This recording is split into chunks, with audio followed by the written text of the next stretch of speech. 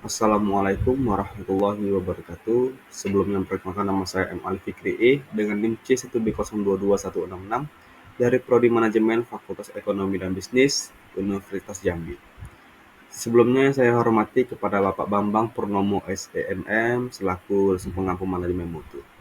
Baiklah, pada kesempatan kali ini saya akan menjelaskan resum materi pertemuan 1 sampai 7 untuk bahan pengambilan nilai UTS. Baik, kita langsung saja masuk ke materi pertemuan pertama.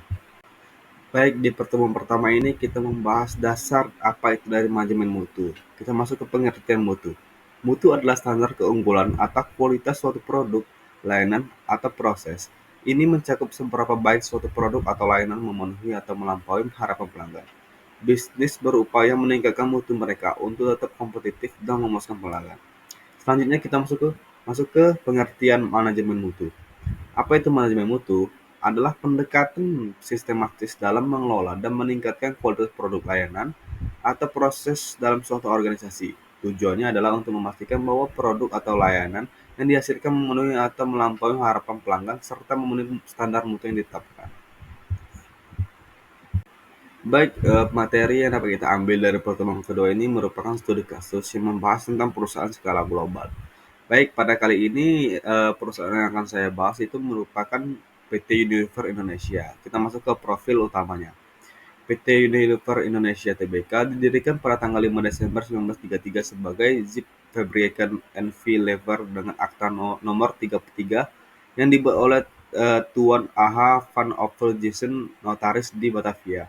Akta ini disetujui oleh Gubernur Jenderal van Nederlands Indie dengan surat nomor 14 pada tanggal 16 Desember 1933. Terdaftar di Road van Justice di Batavia dengan nomor 302 pada tanggal 22 Desember 1933 dan diumumkan dalam tambahan nomor 3 Javases Courant pada tanggal 9 Januari 1934. Perusahaan mendaftarkan 15% dari sahamnya di Bursa Efek Jakarta dan Bursa Efek Surabaya setelah memperoleh persetujuan Ketua Badan Pelaksanaan Pasar Modal atau disebut Bapepam nomor SI 009 PME tahun 1981 pada tanggal 16 November 1981.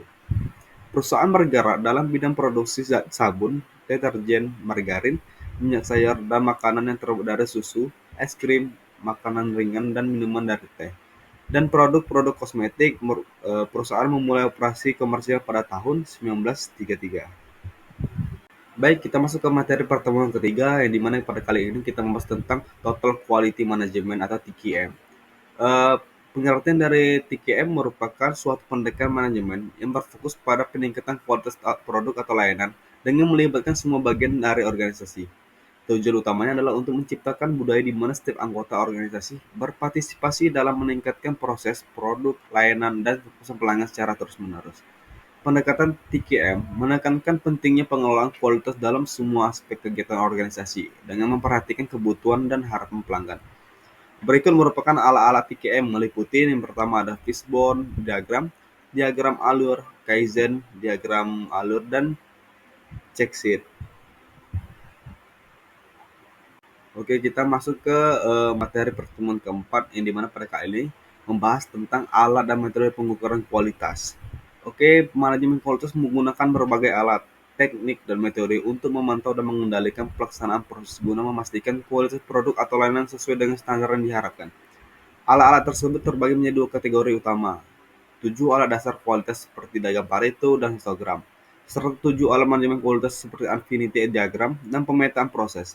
Proses manajemen kualitas juga mencakup langkah-langkah penting dalam mengidentifikasi masalah kualitas, termasuk pengumpulan dan analisis data, identifikasi penyebab akar masalah dengan diagram sebab akibat, dan prioritasasi masalah berdasarkan dampaknya. Dengan menggunakan metode dan alat yang tepat, perusahaan dapat meningkatkan kualitas produk atau layanan, memperkuat reputasi, dan meningkatkan kepuasan pelanggan untuk mencapai kesuksesan jangka panjang. Oke, kita lanjut ke materi pertemuan 5. Baik, pada slide kali ini kita mengambil contoh kasus lagi dari PT Hyundai Indonesia menggunakan salah satu tools TQM untuk menganalisis secara komprehensif terkait apa permasalahan yang dihadapi oleh PT Hyundai Dan apa solusi yang dapat ditawarkan sebagai Direktur PT Hyundai kepada kantor pusat Anda untuk memperbaiki kinerja perusahaan yang Anda pimpin? Baik, dari berbagai tools DKM yang ada, saya pada kali ini menggunakan cara analisis SWOT. Berikut merupakan analisis SWOT-nya. Yang pertama ada Strange, yang dimana yang berisi merek yang sudah dikenal di pasar web keluarga. Yang kedua, penetrasi pasaran telah dilakukan di kota-kota besar. Yang ketiga, pengalaman dalam industri otomotif. Weakness-nya satu, masalah kualitas produk merek kancil, khususnya dalam sistem pengereman. Yang kedua, ada kurangnya efisiensi bahan bakar pada model model kancil keluarga. Yang ketiga, keterbatasan cabang dan layanan purna jual di seluruh Indonesia.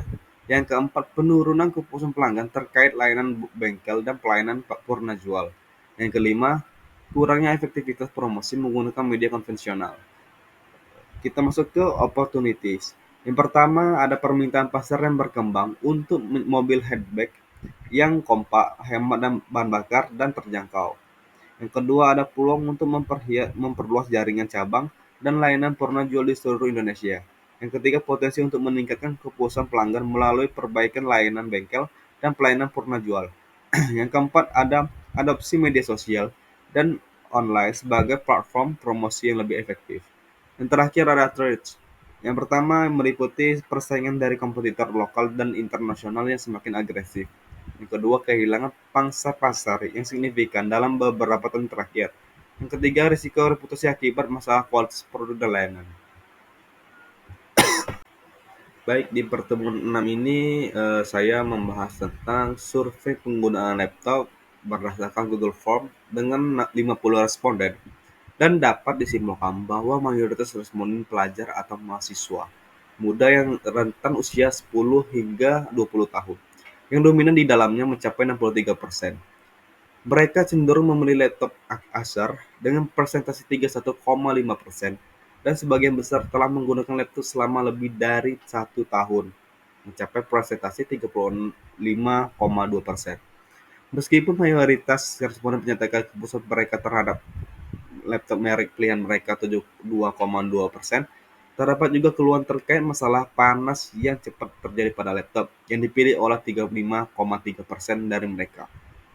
Sebanyak 66% responden menggunakan laptop sebagai penunjang kebutuhan kuliah dalam 81,50% presentasinya. Dan mereka merekomendasikan laptop pilihan kepada orang lain. Faktor utama dalam pemilihan laptop adalah kualitas produk atau layanannya yang dipilih oleh setengah dari responden. Dengan demikian, survei ini menunjukkan bahwa pelajar atau mahasiswa cenderung memilih laptop berdasarkan kualitasnya. Namun masih ada tantangan terkait masalah panas yang perlu diatasi oleh produsen untuk meningkatkan pengalaman penggunanya. Dan kita masuk ke slide terakhir yang dimana ini materi pertemuan ke-7. Baik, pada materi ini kita membahas kualitas pelayanan. Kualitas pelayanan adalah seberapa baik suatu organisasi memenuhi kebutuhan pelanggan. Ini melibatkan responsif, kecepatan, kejelasan, keramahan, keandalan, dan kemampuan menyelesaikan masalah. Diukur melalui survei kepuasan, retensi pelanggan, waktu tangkapan, dan lain-lainnya. Fokus pada kualitas pelayanan dapat membangun hubungan jangka panjang dengan pelanggan dan meningkatkan reputasi mereka. Pentingnya pelayanan karena sebagai meningkatkan kepuasan pelanggan, meningkatkan retensi pelanggan, membangun reputasi barrier yang baik, membedakan dari pesaingnya. Baik, mungkin cukup segitu presentasi yang dapat saya sampaikan dari beberapa materi yang kita lalui dari pertemuan pertama hingga ke-7. Lebih kurang saya mohon maaf, semoga ilmu yang saya sampaikan dapat bermanfaat bagi kita semua. Akhir kata saya akhiri, wabillahi taufiq walhidayah. Wassalamualaikum warahmatullahi wabarakatuh.